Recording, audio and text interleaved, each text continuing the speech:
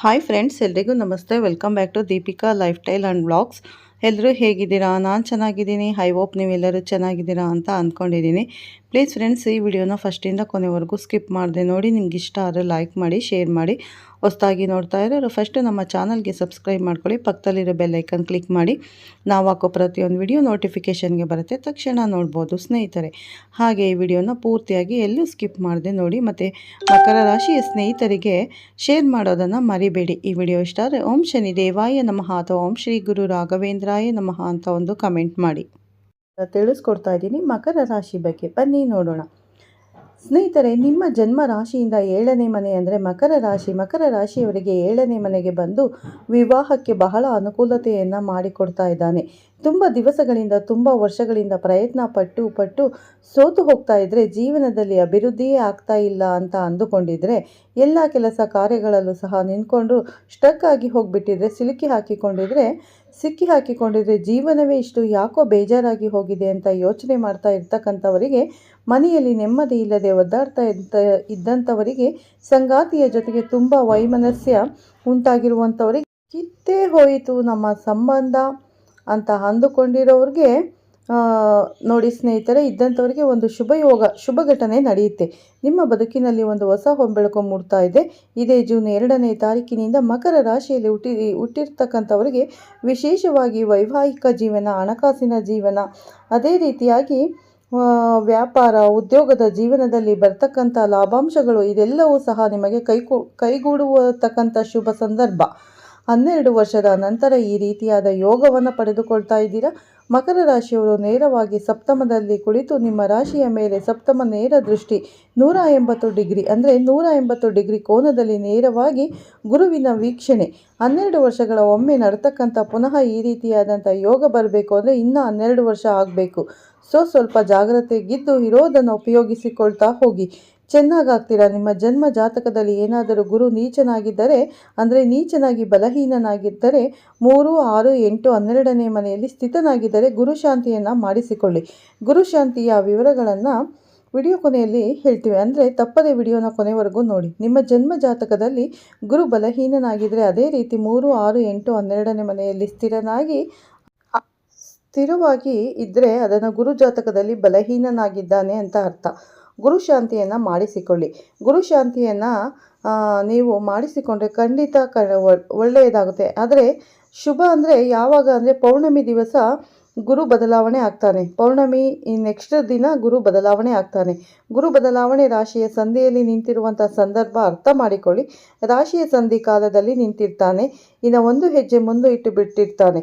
ಇನ್ನೊಂದು ಹೆಜ್ಜೆ ಇಡಬೇಕು ಅಂತ ಕಾಲದಲ್ಲಿ ಗುರುವಿನ ಅನುಗ್ರಹ ಪ್ರಾಪ್ತಿಗಾಗಿ 12 ರಾಶಿಯವರು ಗುರುಶಾಂತಿಯನ್ನು ಮಾಡಿಸಿಕೊಳ್ಳಿ. ಆ ಗುರುಶಾಂತಿಯನ್ನು ಮಾಡಿಸಿಕೊಂಡು ಕೊಡ್ತಕ್ಕಂತಹ ಬೃಹಸ್ಪತಿ ಕವಚವನ್ನು ಧರಿಸಿಕೊಳ್ಳಿ. ಒಂದನ್ನು ದೇವರ ಮನೆಯಲ್ಲಿ, ಇನ್ನೊಂದು ಸಣ್ಣ ಕವರ್ನಲ್ಲಿ ಹಾಕ್ಕೊಂಡು ನಿಮ್ಮ ಪ್ಯಾಕೆಟ್ನಲ್ಲಿ, ಪರ್ಸ್ಗಳಲ್ಲಿ ಇಟ್ಕೋಬೋದು. ಇದು ಗುರು ಶಾಂತಿ ಮಾಡ್ತಾರಲ್ಲ ಅಲ್ಲಿ ಖಂಡಿತ ಸಿಗುತ್ತೆ ನಿಮಗೆ. ಹಾಗಾಗಿ ನೀವು ಅಲ್ಲಿ ತಗೋಬೋದು. ಮತ್ತು ಬ್ಯಾಗ್ಗಳಲ್ಲೂ ಇಟ್ಟುಕೊಳ್ಬೋದು. ಗುರುವಿನ ಅನುಗ್ರಹ ನಿಮ್ಮ ಜೊತೆಗೆ ಇರುತ್ತೆ. ಅಷ್ಟು ಮಾತ್ರ ಅಲ್ಲದೆ ಗುರು ರಾಹು ಚಾಂಡಾಲ ಯೋಗ ಇರತಕ್ಕಂಥವರಿಗೆ ಯಮುನಾ ತೀರ್ಥವನ್ನು ಕೂಡ ಕೊಡ್ತಾರೆ. ಅಂದರೆ ಗುರು ಶಾಂತಿ ಎಲ್ಲಿ ಮಾಡ್ತಾರೋ ಅಲ್ಲಿ ಸಿಗುತ್ತೆ. ಇದು 12 ವರ್ಷಗಳಿಗೆ ಒಮ್ಮೆ ಯಮುನಾ ನದಿಯು ಪುಷ್ಕರವಾಗುತ್ತೆ. ಅಂದರೆ ನಾವು ಗಂಗಾ ಪುಷ್ಕರವು ಈಗ ಮೊನ್ನೆ 4 ವರ್ಷಗಳ ಹಿಂದೆ ನೋಡಿದ್ದೇವೆ. ಅದೇ ರೀತಿಯಾಗಿ ತುಲಾ ರಾಶಿಯಲ್ಲಿ ಆದಂತಹ ನಮ್ಮ ಕರ್ನಾಟಕದಲ್ಲೇ ಒಂದು ಕಾವೇರಿ ಪುಷ್ಕರವನ್ನು ತುಲಾ ರಾಶಿಗೆ ಗುರು ಸಂಚಾರ ಮಾಡಿದಂತಹ ಸಂದರ್ಭದಲ್ಲಿ ನೋಡಿರ್ತೀವಿ. ಮೀನರಾಶಿಗೆ ಗುರು ಹೋದಾಗ ನರ್ಮದಾ ನದಿಗೆ ಮಾಡುವಂಥ ಒಂದು ಪುಷ್ಕರ ಆಗುವಂಥದ್ದು. ಹೀಗೆ 12 ವರ್ಷಗಳಿಗೆ ಒಂದೊಂದು ಆಗುವಂಥದ್ದು. ಇಂತಹ ಸಂದರ್ಭಗಳಲ್ಲಿ ವಿಶೇಷವಾಗಿ ಯಮುನಾ ನದಿಯು ಪುಷ್ಕರವಾಗ್ತಾ ಇದೆ. ಬರ್ತಕ್ಕಂಥ ಭಕ್ತಾದಿಗಳಿಗೆ ಉಚಿತವಾಗಿ ಯಮುನಾ ತೀರ್ಥವನ್ನು ಕೂಡ ಯಾಗ ಮಾಡ್ತಾರಲ್ಲ, ಅಲ್ಲಿ ಯಾಗದ ನಂತರದಲ್ಲಿ ನಿಮಗೆ ಸಿಗುತ್ತೆ, ವಿತರಣೆಯನ್ನು ಮಾಡ್ತಾರೆ. ದೊಡ್ಡ ಯಾಗ ಪೂಜೆಗಳನ್ನು ಮಾಡುವಂಥ ಜಾಗದಲ್ಲಿ ನೀವು ಹೋಗಿ ಗುರುಶಾಂತಿಯನ್ನು ಮಾಡಿಸ್ಕೊಂಡ್ರೆ ಖಂಡಿತ ನಿಮಗೆ ಇದೆಲ್ಲ ಸಿಗುತ್ತೆ ಸ್ನೇಹಿತರೆ. ಬರುವಂತಹ ಭಕ್ತಾದಿಗಳು ಯಾಗದ ನಂತರ ಪೂಜೆಯನ್ನು ಮಾಡಿಸ್ತಕ್ಕಂಥವ್ರು ಅದೇ ಪ್ರಸಾದವನ್ನು ಕೂಡ ಕೊಡ್ತಾರೆ, ತಗೊಳ್ಳಿ. ಅದಾದ ನಂತರ ಯಮುನಾ ತೀರ್ಥ ಉಚಿತವಾಗಿ ಕೊಡ್ತಾರೆ. ಇದೆಲ್ಲ ನಿಮಗೆ ಗುರುಶಾಂತಿ ಮಾಡಿಸೋ ಜಾಗದಲ್ಲಿ ದೊಡ್ಡ ಯಾಗ ಪೂಜೆ ಮಾಡ್ತಾರಲ್ಲ ಅಲ್ಲಿ ಸಿಗುತ್ತೆ ಸ್ನೇಹಿತರೆ. ಇದನ್ನು ಪೂಜಿಸಿ ಮನೆಯಲ್ಲಿ ತಂದಿಟ್ಟು, ಅದೇ ನೀರು ಮತ್ತು ಮನೆಯಲ್ಲಿ ಇಟ್ಟು ಪೂಜಿಸಿ. ಜೂನ್ 15ನೇ ತಾರೀಕಿನ ಒಳಗಾಗಿ ಸ್ನಾನವನ್ನು ಮಾಡಿಕೊಳ್ಳೋದ್ರಿಂದ, ಅದು ನೀರಿಗೆ ಹಾಕಿ ಸ್ನಾನ ಮಾಡ್ಕೊಳ್ಳೋದ್ರಿಂದ ಅದ್ಭುತವಾಗಿರ್ತಕ್ಕಂಥ ಗುರು ಚಾಂಡಾಲ ಯೋಗಕ್ಕೆ ಪರಿಷ್ಕಾರ ಅನ್ನೋದು ಸಿಗುತ್ತೆ. ಗುರು ಮತ್ತು ರಾಹು ಯಾರ ಜಾತಕದಲ್ಲಿ ಕರ್ಕಾಟಕ ರಾಶಿಯಲ್ಲಿ ಇರ್ತಾನೋ ಅವರಿಗೆ ಆ ರಾಶಿಯಲ್ಲಿ ಗುರು ಪ್ರವೇಶವಾದಾಗ ಯಮುನಾ ನದಿ ಸ್ನಾನ ಮಾಡಬೇಕು. ಆ ಯಮುನಾ ತೀರ್ಥವನ್ನು ನಾವೇ ಅಂದರೆ ಯಮುನಾ ತೀರ್ಥವನ್ನು ಉಚಿತವಾಗಿ ಈ ಯಾಗ ಪೂಜೆ ಮಾಡೋ ಜಾಗದಲ್ಲಿ ಸಿಗುತ್ತೆ. ಅಂದರೆ ಅಲ್ಲಿ ನೀವು ಹೋಗಿ ತಗೋಬೋದು ಸ್ನೇಹಿತರೆ. ಮತ್ತು ಅಲ್ಲಿ ದುಡ್ಡನ್ನು ಕಟ್ಟಬೇಕಾಗುತ್ತೆ. ಹಾಗಾಗಿ ನಿಮಗೆ ಪೂಜೆ ಗುರುಶಾಂತಿ ಮಾಡಿಸ್ಕೊಂಡ್ರೆ ಖಂಡಿತ ನೀವು ಅಲ್ಲಿ ದುಡ್ಡು ಕಟ್ಟಿ ಪೂಜೆ ಮಾಡಿಸ್ಬೇಕಾಗುತ್ತೆ. ಅದಾದ ನಂತರ ಸಂಕಲ್ಪ ಪೂಜೆ ಎಲ್ಲ ಮಾಡಿಕೊಡ್ತಾರೆ.